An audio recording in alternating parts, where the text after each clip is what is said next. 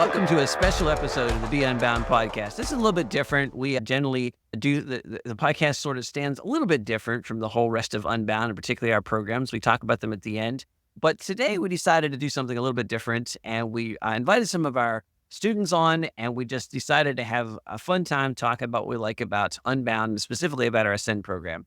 And the reason we did that is that we get a lot of questions about Ascend, and frankly, that makes sense because it's a little bit of a different program. It works differently than anything else, and sometimes it's a little hard to categorize and sort of get your arms around what it's like. And so we thought it might be fun for us, and hopefully for you, the listeners, if you're curious about Ascend, to hear a little bit of an inside scoop from the stories about what it's like. So we have some students on. We talk about some funny stories. We talk about some of the things that they've learned, some of the things that surprised them. And generally, our goal is just to have a good time and have a fun conversations. There's a lot of laughs. There's a lot of interesting stories. I'm not sure, David, if I came out ahead or behind in terms of my reputation by the time this is over, but we did have a lot of fun, and we hope you enjoy the episode as well. David, anything else to add before we drop them into this middle of this mess? I would just, add on that if you are curious at all to just hear not only just from students about their experiences, but also to just hear stories and just what some of them have taken away from being in the Ascend program and part of just being in the Unbound community as a whole and just getting a snapshot of that, then this is absolutely the episode for you, and you're in for a fun read.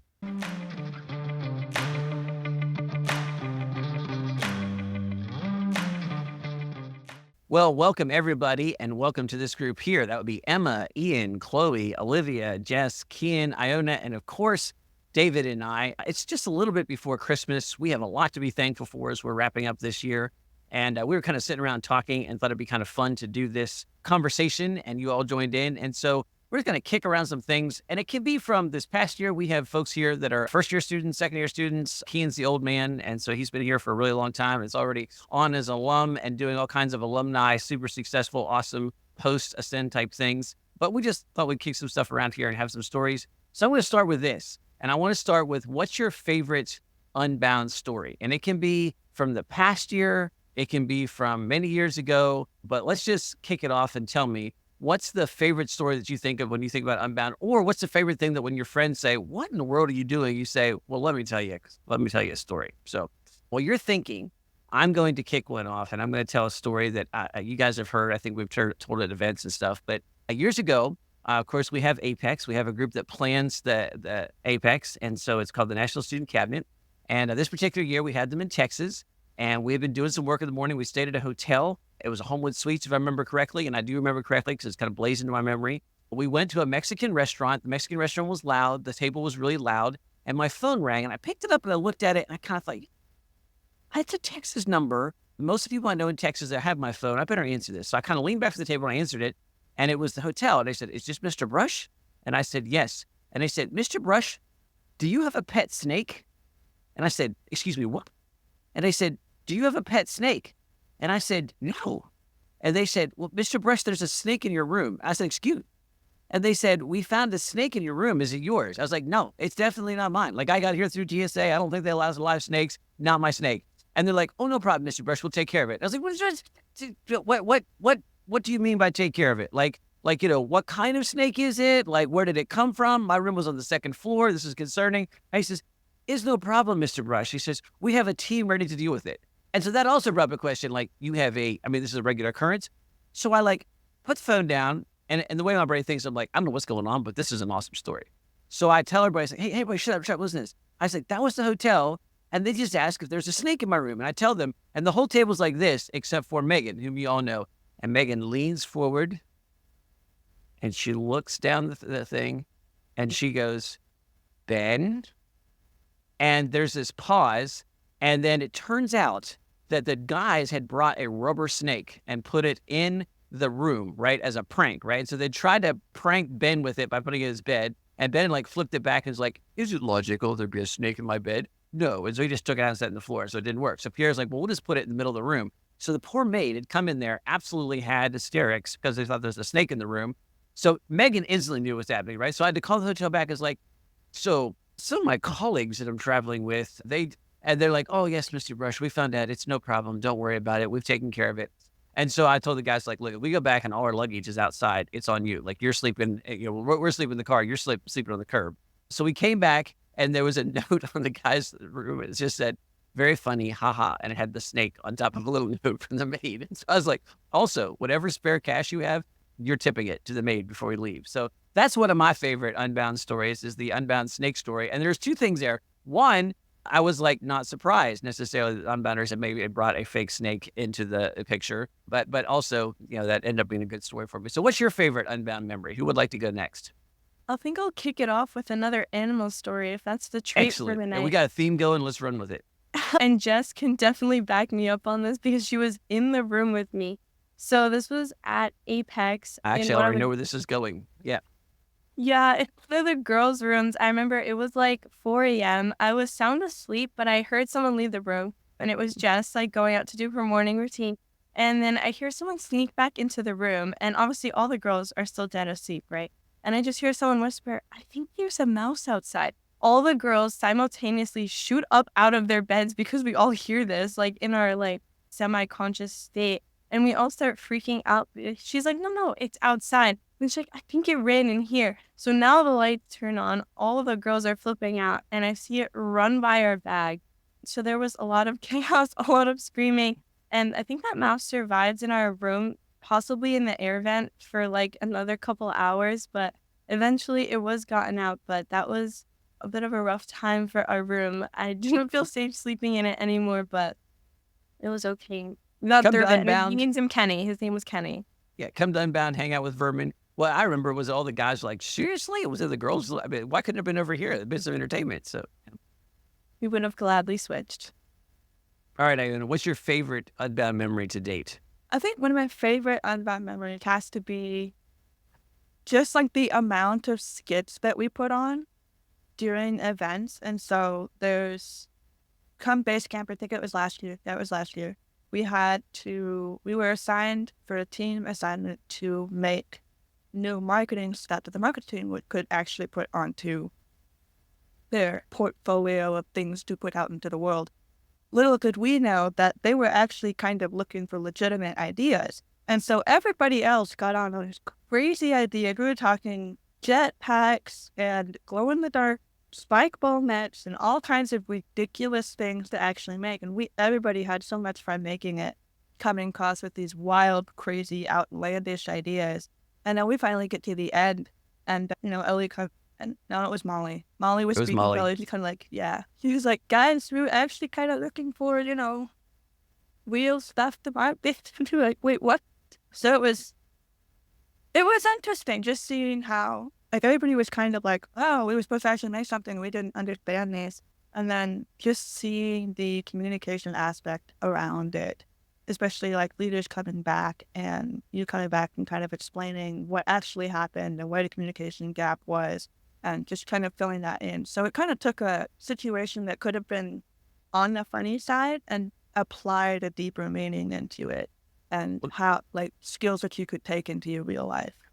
Well, there are a couple layers here too, because first of all, we were at base camp. We were running it. We were in a very large beach house on the Gulf Shores, and the HVAC broke. So it was like 90 degrees in the building. Like it was the heat was running away, and I can't remember the details of it, but I was talking about the whole situation with the miscommunication on what the project actually was and what people thought it was, and we're trying to untangle that.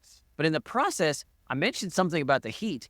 And I think I was trying to explain to people that the heat was broken, but I can't remember. Anyhow, it got convoluted, and people thought that I was actually upset and mad because somebody had broken the heat. Yeah, Emma's nodding her head.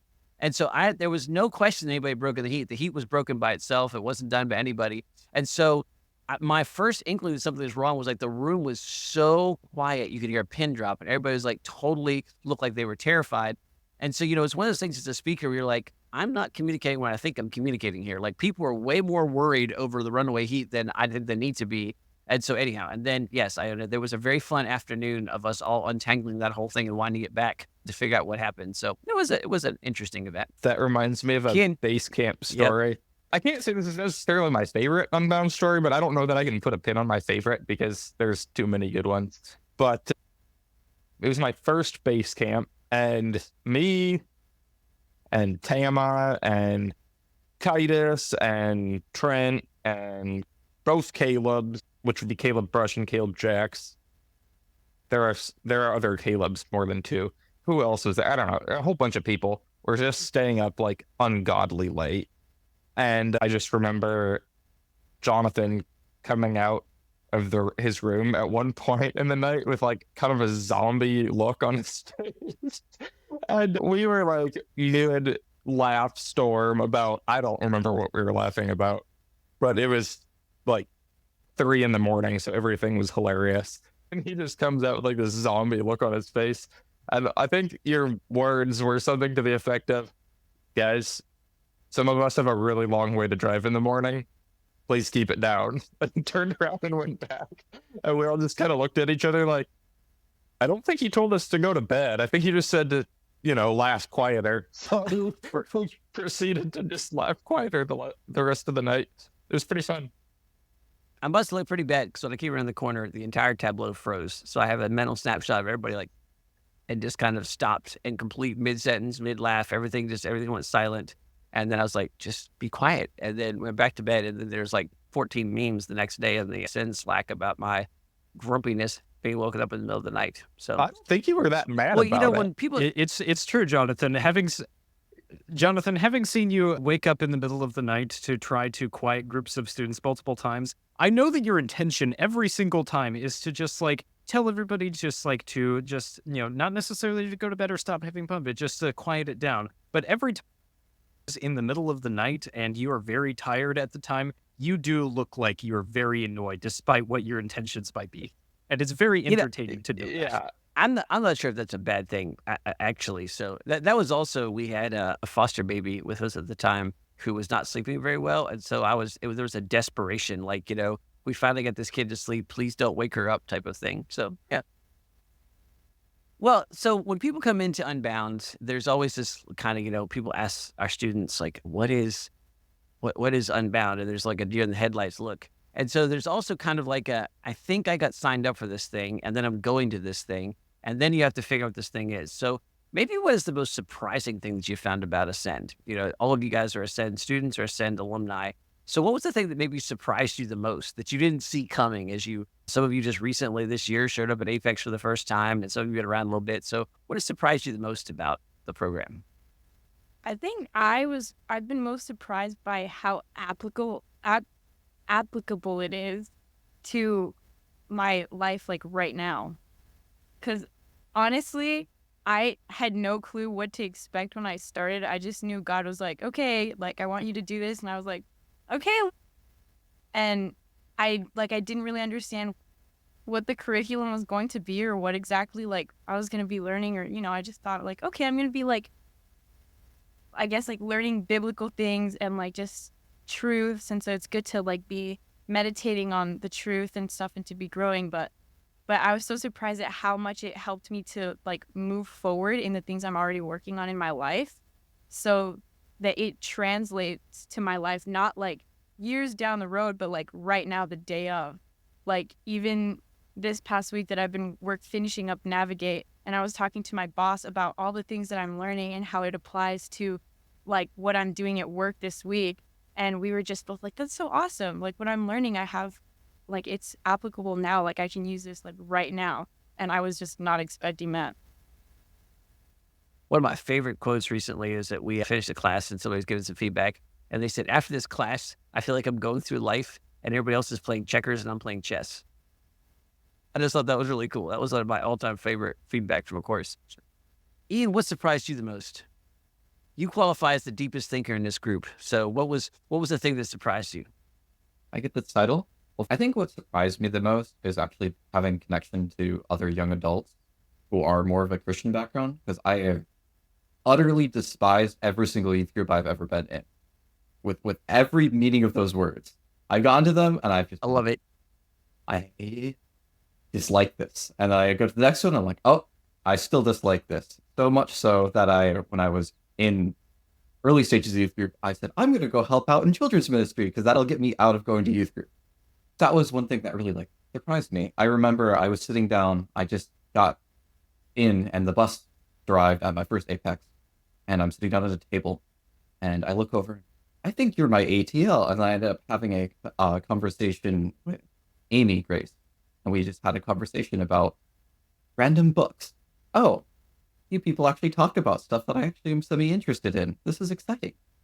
I think when we bring people to visit an event, that's always the most surprising thing. People are like, they can't believe the quality of conversation. And this happened a couple of years ago.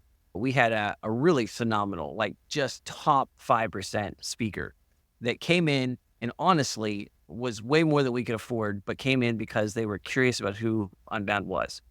And when the speaker was done, they said, I just realized something. They said, you get paid as a speaker in a couple of different ways, but the best way you get paid is by attention of your audience. And I have never, ever spoken to a group that gave me 100% payment. In other words, I had 100% of the attention of everybody in the room. And I do a lot of speaking, and that's absolutely the case. That's one of the reasons it's so much fun to speak at an Unbound event. But I thought, what a cool compliment to the community. It's like I look out there, and everybody I look is like paying attention and listening. And then when they ask questions, you're like, oh, whoa, they really engage in the material. I had a speaker several years ago come back to me and say, like, what did you threaten these people with? I only threatened them in the middle of the night, like just ask David. And I was like, I didn't threaten. What are you talking about? And they're like, well, like seriously, do you like confiscate devices? And I was like, oh, like we don't do weird stuff like that. Are you? This is Unbound. What are you talking about? And she's like, well, look, I'm in like the highest level professional stuff, and I can't speak to any group of people anywhere without a third to half of them being buried in a phone. And every single one of the people in your audience was not on a device, was actually paying attention to me. And she said, I just wonder what you said. And I think this is the cool testimony. I didn't say anything. Never have said anything. Never, ever warned people, talked to people, suggested it to people. It's just not a thing. And I think that's pretty cool. All right, Emma, last one for the surprise stuff. What surprised you the most about Ascend? Yeah, so I would say what most surprised me about Ascend was just how quickly my team this year, but also last year, gelled in really cool ways. When you go into it not knowing how am I able to connect with these people online, because I had never really done that or engaged in that in any real meaningful way of being able to interact with people in an almost completely virtual setting outside of the real life events. But then being able to keep up with all of these Slack channels and all these modes of communication, it surprised me how quick and how intimate and real it still was, even if we weren't seeing each other face to face, or even if we were just talking to each other on a fun game call over Zoom. As someone who's sort of been like, ooh, technology, part of the evil of our day, seeing it being used in such a wonderful and powerful and impactful way to connect all of us together, that really surprised me. Thanks. There is every time I get completely thoroughly annoyed with technology, I think I'm just going to throw it all out the window. I was like, yeah, but then there's this, and it's kind of cool. So, well, let's take a turn away from such serious stuff. So we've already had the examples of a mouse, so people don't want to come to events because they're scared of the vermin that might be in there. We already had some of the examples of the snakes, and they're going to be worried about the kind of hotels they're going to put them up with. They join a leadership team. But let's continue on this interesting theme. What's the funniest thing that's happened at an Unbound event that isn't going to indict you for a Rule 4 violation that you can share with the crowd here? Chloe, we haven't picked on you yet, so I think we're just going to go ahead and put you right on this spotlight, put you in the target, and get started with you. All right. I actually have a pretty good one. So, little Excellent. backstory. My team, we rabbit trail, hardcore rabbit trail. And so we'll be like talking about something so serious. I think it was when we were doing the ethos statement, like prepping for it and trying to plan it. It was just every other person would just rabbit trail. And so someone made the joke, we need someone to bonk us when we rabbit trail. For some reason, they decided I'd be the perfect person to do that. And so they're like, yeah, just like bonk us with something. But it's on the Zoom call, so we can't really do that. So then we get to base camp, and they had the little spatulas to clean our tables. I think called like the blessing wands. And so someone was like, hey, you can use this to bonk us with when we rabbit trail. And so it turned into this whole thing before, like, we'd scrape the suit off, honestly, because that'd be gross. But like if we were talking and so a rabbit trail, I would just come over and bonk one head with it. Then somehow this whole spatula of power thing came, where I think it was Sarah bought a spatula from the camp, wrote in gold Sharpie, spatula of power. And it said, if you get this, you have to bring cookies to the next event. And then you have to return it to Sarah.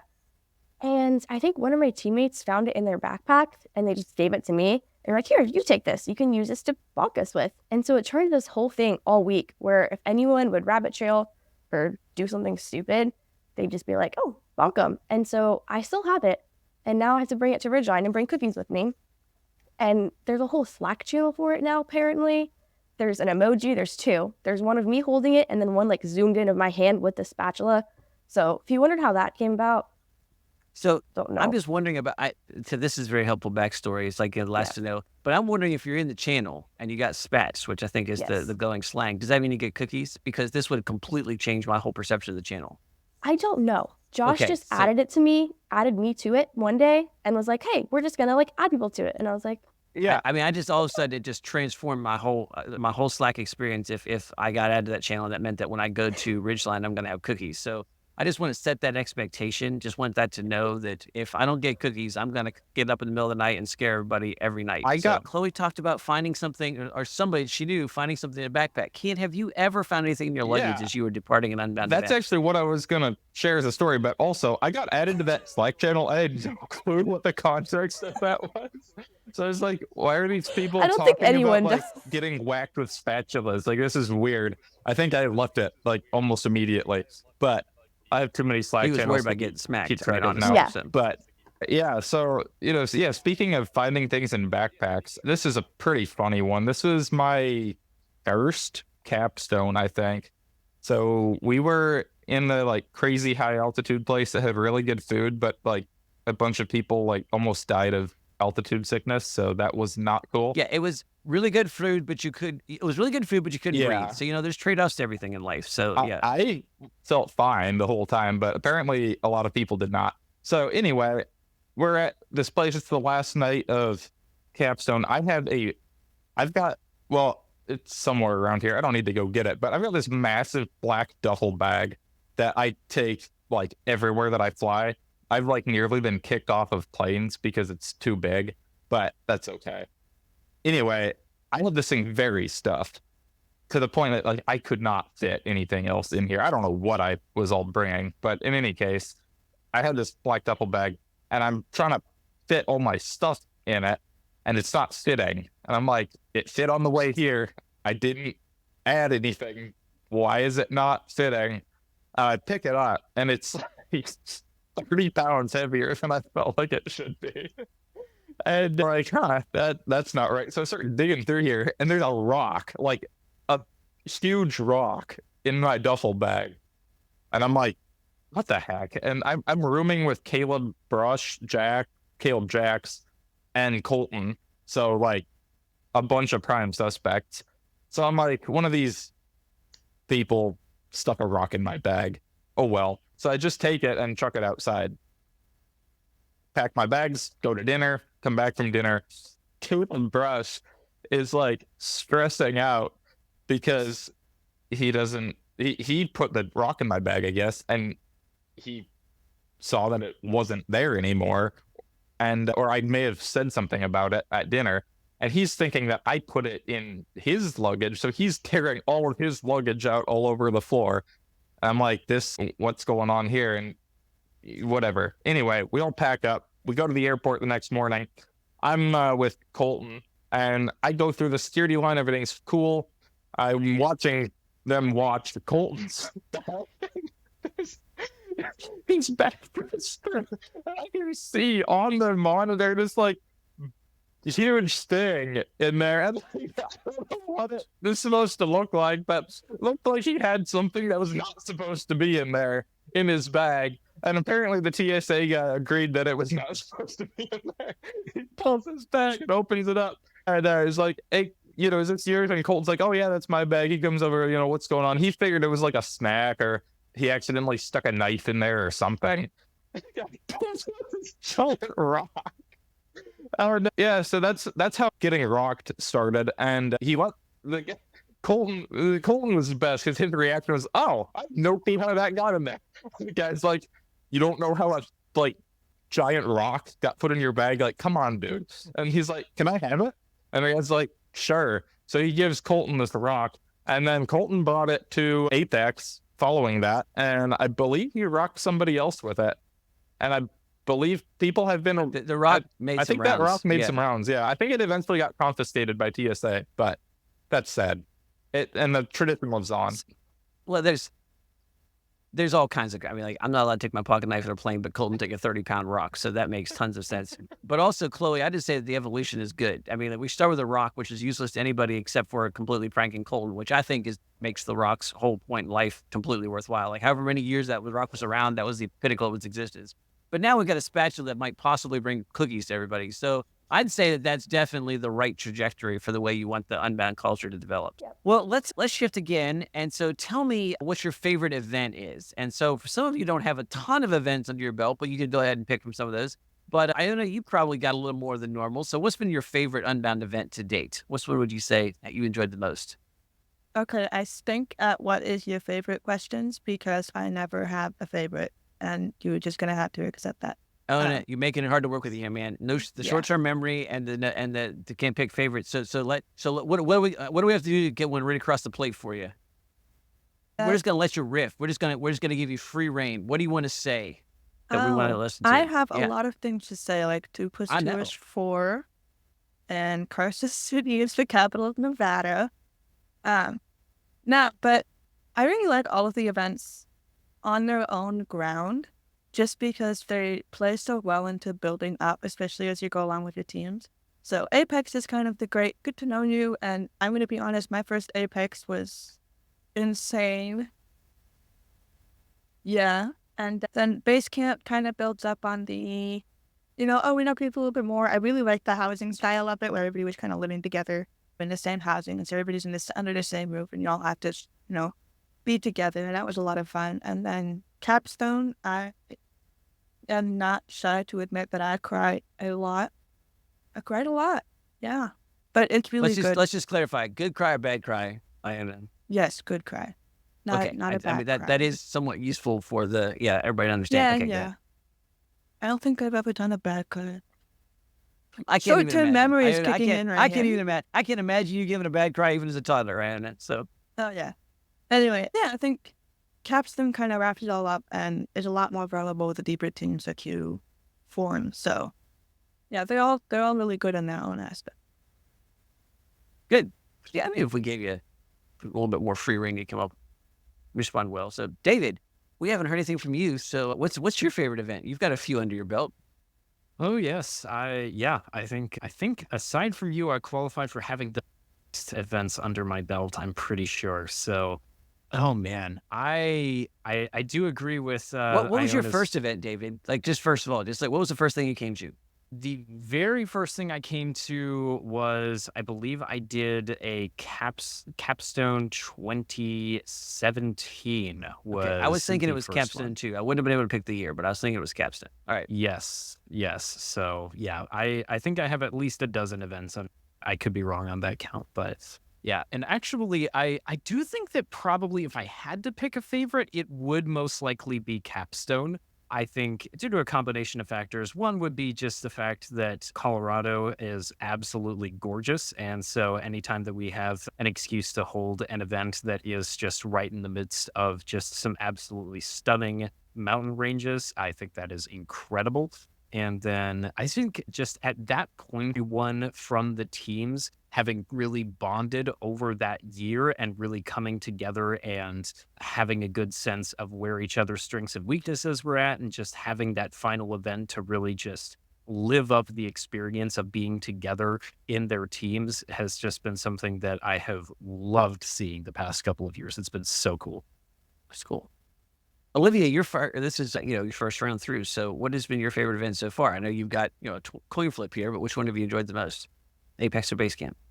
Oh, that is so difficult. I agree with Iona, but I will try to pick a favorite. But first, I'll just say that Apex, I feel like I haven't gone through everything yet, obviously, but I feel like it kind of just stands on its own platform. Like, obviously, it's not caps, but it stands on its own just because there's so many factors that play into it. Like, for me as a first year going into it, it just has this like amazing quality to it because I'm brand new to this and I didn't know obviously anything that was going to go on. But I feel like it's so intense, and because it's planned by the student cabinet, I feel like it adds so much of like a really fun activity factor to it. So I feel like that side of me was like so excited and I had a blast. But if I had to pick an absolute favorite, I would probably pick base camp. Like Iona said, living all under one roof all made us like really close knit. And then there's that also added factor that these are people you've met before and you've kind of communicated with over the couple months. So it kind of really fills the anticipation for that second event. And I was just able to grow so many relationships, and it's not like you're starting from square one again. I loved all the lectures, and my favorite would have to be Jonathan himself throwing away our hard work into the trash can. That was a highlight of my trip. If you would like to explain that, you can. Yeah, But thanks, Olivia. yeah, I really enjoyed base camp and how like it was able to can build on Apex. It was a week that I'm still reliving every day with all the lessons I learned. I'm not sure. I think between my reputation now for scaring living daylights out of people in the middle of the night and for throwing away hard work, I might just leave it and see what happens in terms of my status in the community if I come across as ogre now. So for listeners who are not sure, there was a point, and let's just say that not all activities at Unbound events turn out the way you think. But we definitely don't believe in giving blue ribbons to everybody, and that there are sometimes surprising twists, and sometimes they're just surprising twists because there are, but often they're built in. So Ian, you've got the full circuit. You've been around and got a couple evolutions in here. So what is your favorite event so far? What has been your favorite event so far? I can pick a favorite, and I know exactly what it is, and it is Capstone. That's probably because I am in a little bit of overly serious young fan at certain times, where it's like, this is the most serious event, so it's very intense, which just makes me very excited about the level of intensity that you're going to go through when you're entering into it. I remember my first Apex. I had a very full circuit moment when I was at Apex versus Capstone my first year, because I remember I cried with my ATL that time, and I cried with my ATL at Capstone. Like, those are the two Capstones of my year, the start and the end. And that was a very big impact for me because it's been something I just struggled with throughout my years of life. So easily Capstone. Yeah, cool. Thanks. And it is interesting, Ian, that you mentioned, the emotion. They are emotional events, but I share something with you, Ian. I really despise traditional youth groups for the most part as well. And I particularly despise emotional manipulation in those kinds of settings.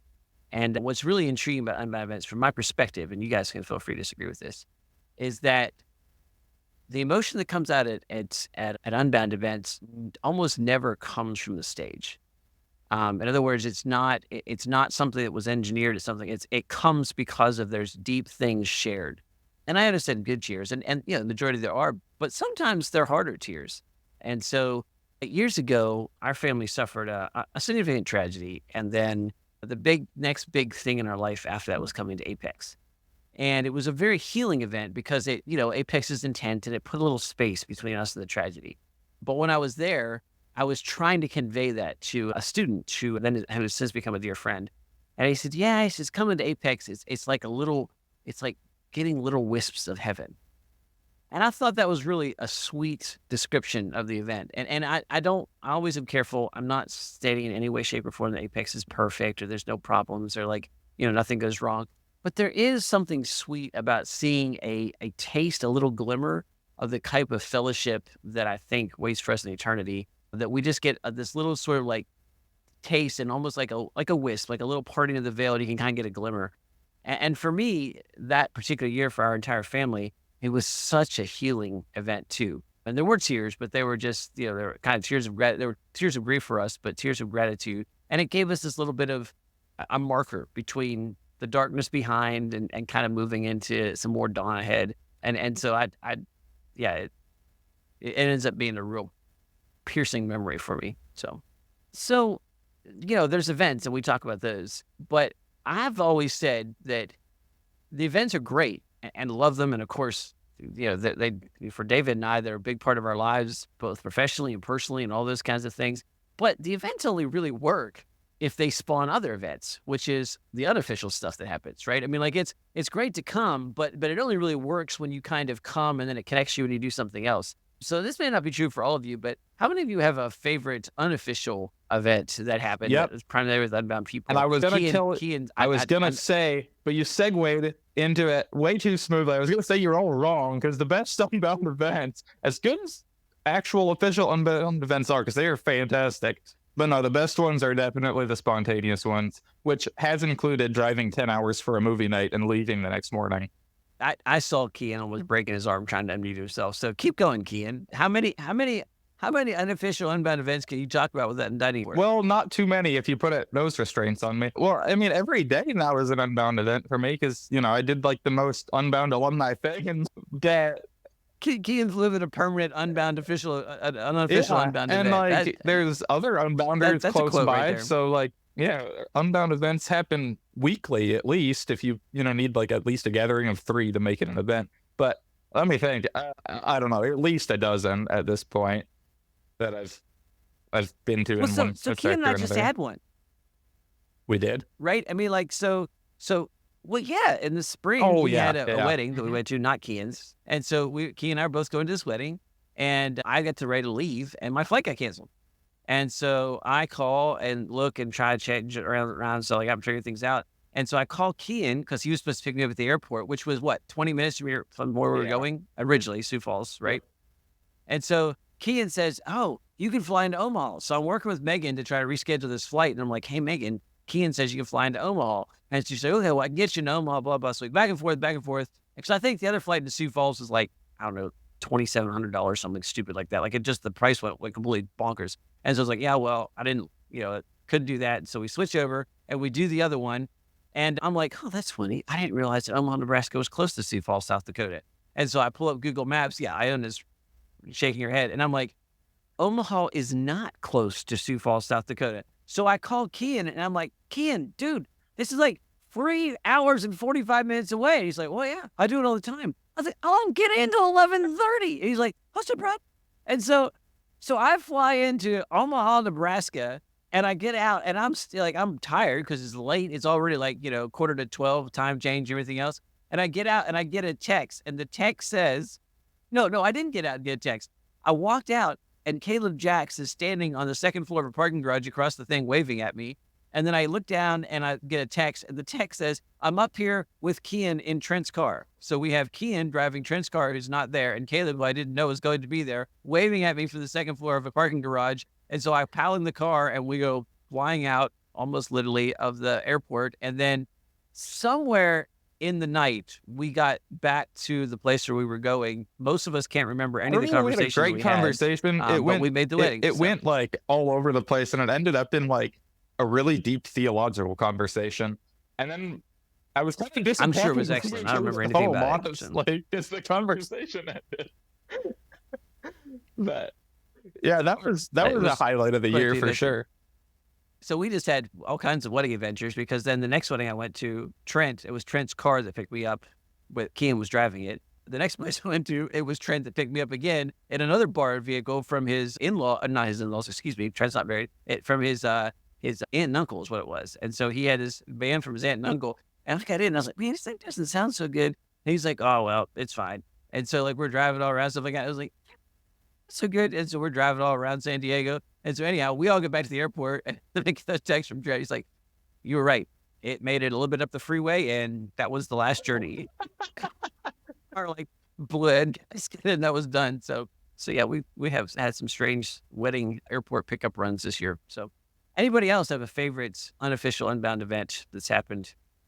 Jonathan, I was just going to add on. I don't think that it was due to the van necessarily, but we were all driving to the venue of said wedding, and I just remember me and Molly and a couple of other people were in a car, and all that we remember seeing was we were just driving around. We were trying to figure out exactly what road the venue was on, because it was kind of in the middle of nowhere. It was a vineyard, and we just kind of look over. It's like, oh, there's a guy just standing on the middle of the road.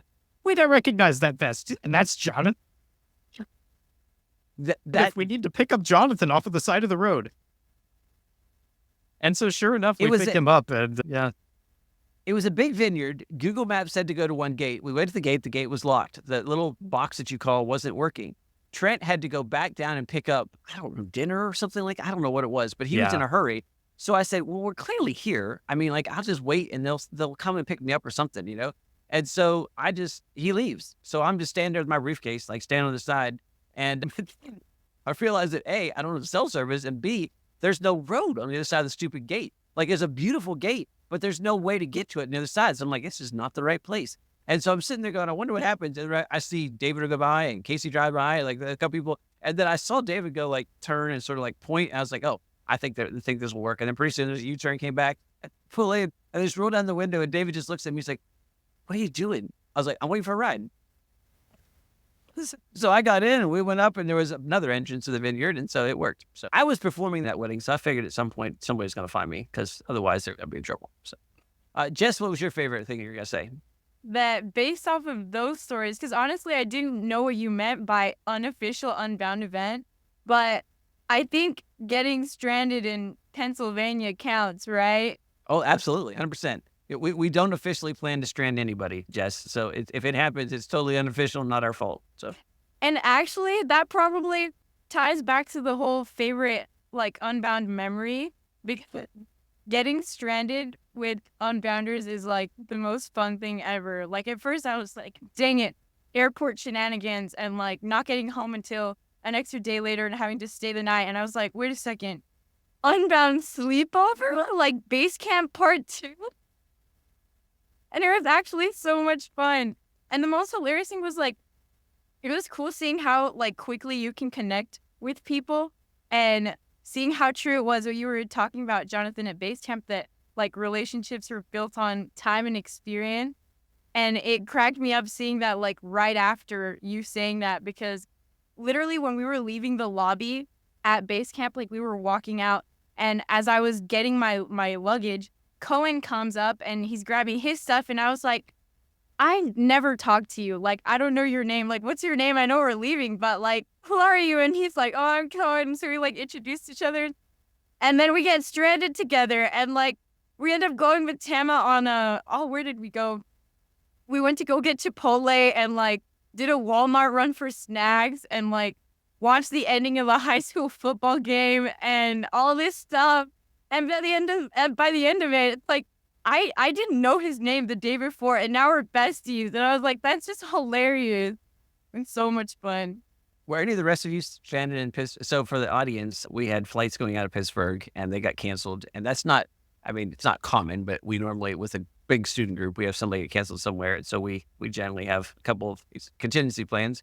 But was anybody else in that group? Oh, I don't think anyone else. No one else here. Yeah.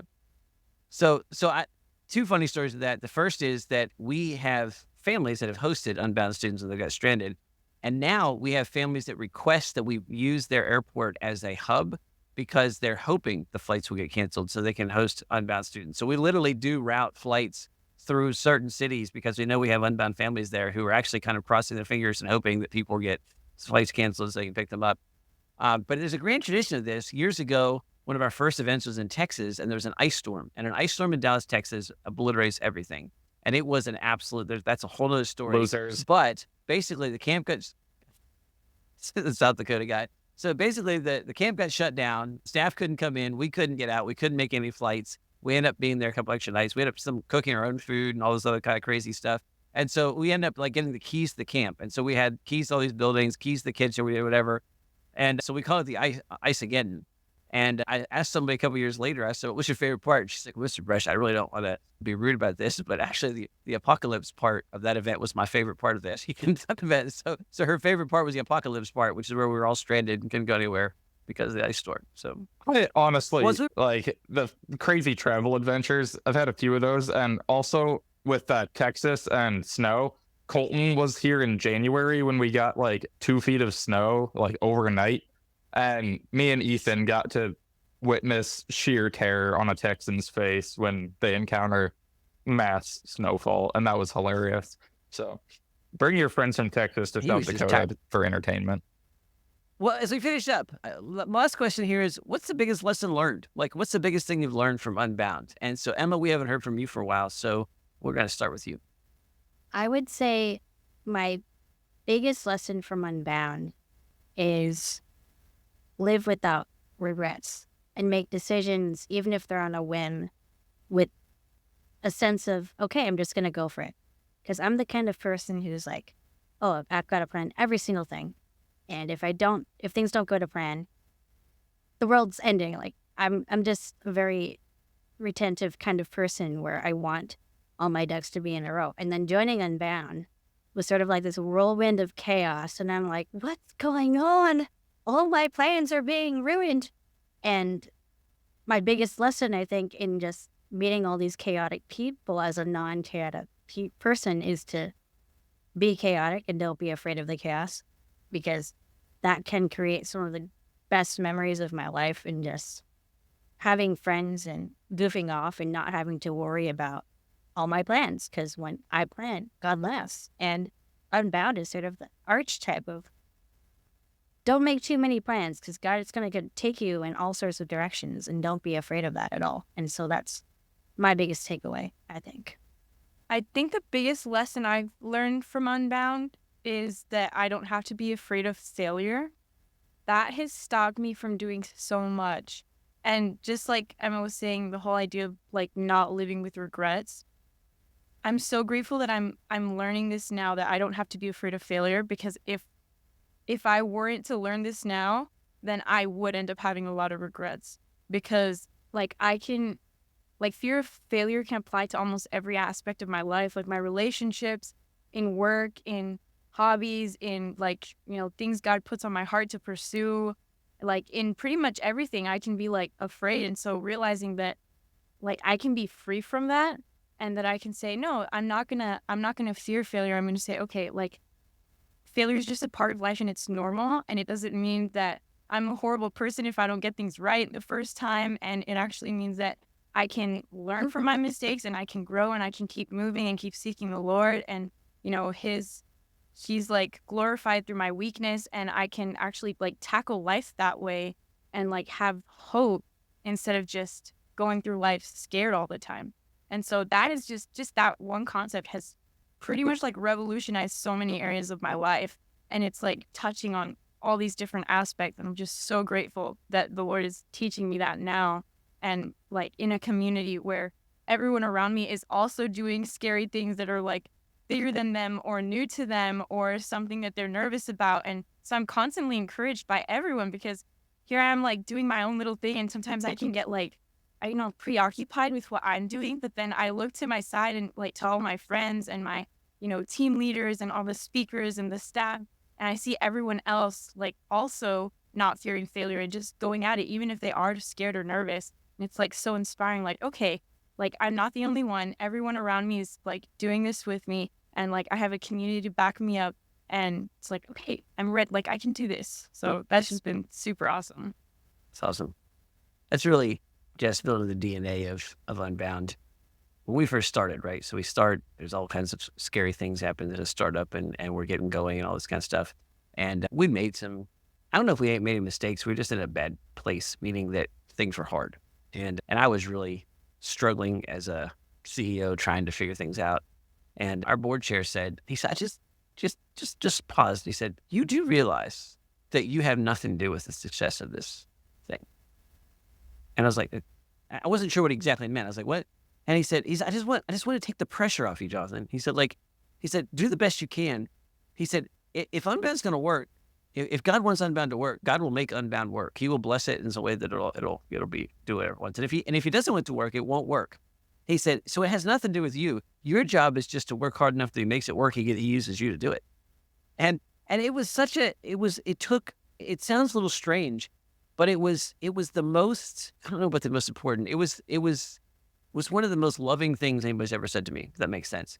Because it inspired me to work hard, but it pulled all the poison from my terror of like failing everybody. And, mistakes were made, and then good things happened, and we made right decisions, we made poor decisions, and he was right. God has been faithful. There have been many, many times when nothing we do would have moved Unbound forward, and God opened doors. And so the result is we're in a position where it's like whatever Unbound is, we know it wasn't because we were really smart, or we worked really hard, or we stayed up really late, or we were just really wise. But, we worked as hard as we could, but God magnified that. And so that's awesome to hear that, Jess, because it's happened for us at the very topmost part where it's like, I don't know that we completely got over fearing failure, but so much different from where we were because, time and time again, God's taken us and opened doors we thought were closed. Well, I mean, the failure is an option one is definitely one that I'm still like trying to figure out. I'd say it's a lesson learned, not necessarily a lesson fully applied yet. So hopefully that continues to, work its magic. But also, I think that one of the leadership classes goes over this, like how to find work that you love. That's been a really interesting lesson and has made me look a lot differently at like the job market and where I want to work and what I want to do and who I want to work for. And so I think that's a pretty big lesson learned. Jonathan, remind me what the formula is exactly. I know the basic parts of it, but I think you could say it better. Oh, the formula for finding work you love is to have autonomy, to be able to make your own decisions, to do work that you think makes a difference in the world, and to have enough money to pay your bills. So if those three things come together, that research and experience shows that people go, yeah, this is something I love. And yeah, I would say that's seemed to be very true, at least in the jobs that I've worked. So yeah, now I'm looking for more work or a new job, and I'm definitely taking that lesson with me while I'm looking for that. So that's been a helpful lesson. I'd say the biggest lesson that I've learned, and I'm still learning, is the importance of Christian community. That's never something that I've had like Christian friends, but having such a big community of people to have to do life with you and come alongside you, not just during the good times, but also during the hard moments. And to have those people that will encourage you to do hard things. There's so many things that I've done just in the one semester that I've been in Ascend that I would have never done if it hadn't been for the people that I've met through Ascend and through Unbound who've encouraged me to do that. And so that's been a really cool thing. And it's also encouraged me to want to be that kind of person for people in my local community. And so it's been a really cool full circle moment to have those people and then to be pushed to become that kind of person for everyone else. I just have to say that, it follows along with what Jessica said. I will say I still have that recording of failure is an option as my ringtone. So anytime I get a text message, I get the same words repeated. And I've received plenty of looks, but not any questions. So still waiting for that marketing opportunity. But yeah, I think a lot of it was just learning that it was okay to quit things. Because a big deal of it, I have really big dreams. I like to think about all kinds of cool stuff that I can do. And I really get it's weird because I have this vision side in my head that likes to come up with ideas. And then I have this operational side in my head that says, you can't by any means do that. Just don't. So really coming to Unbound really taught me the value of trying something, even if I didn't know if it would work out in the end. And even if I got into it and it's like, yeah, this isn't going to work, then I can, kind of safely put it aside and move on to the next thing without feeling like I had, abandoned something that I should have continued going. There's an irony there that, if you're going to accomplish a lot of things, you have to say no to a lot of things. And the earlier you learn that, the better you can make it pay off, but it's a hard lesson. Okay, I got my notebook out because I wanted to say it right because you said it so perfectly at base camp and I didn't want to mess up your perfect wording. Well, I'll give some background for this. So one of the reasons base camp was my favorite is because I feel like I needed it the most, because I feel like coming away from Apex, I had all these great ideas I wanted to implement. And I was like, this is how I should be living my life. This is all the things that everything will be perfect. And of course, as we've learned, implementing 500 habits at once will never last. So after I give myself 2.5 weeks, things just went downhill.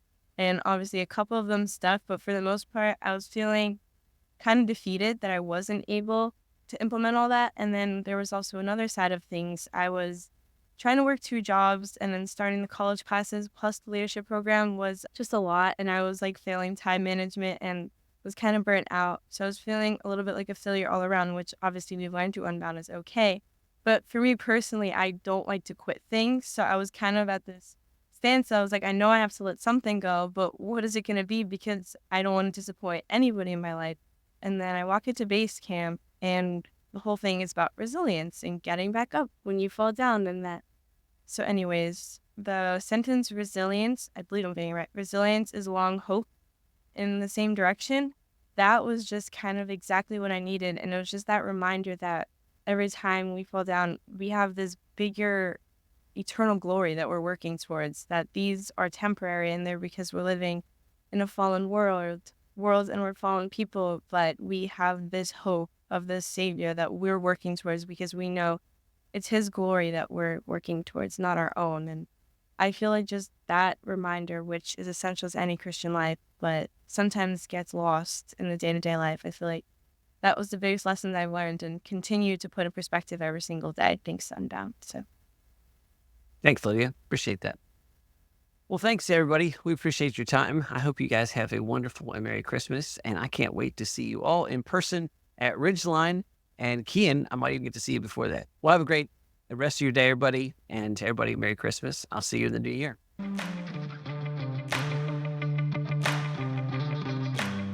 Well, that was fun. I hope that you enjoyed that. I hope that it helped you give all of you a little bit of an insight into what Ascend's like and the people and the characters that are part of it. And I would just end by saying that we get to work with folks like this, students like this all the time. And it is some of the most amazing people, certainly one of the most amazing communities I've ever been part of and had the privilege to be a part of. And just kind of a blessing every day to be able to work with these students, to attend events with them, to build memories of them, and to just spend time with them. So, David, anything else to add before we get out of here?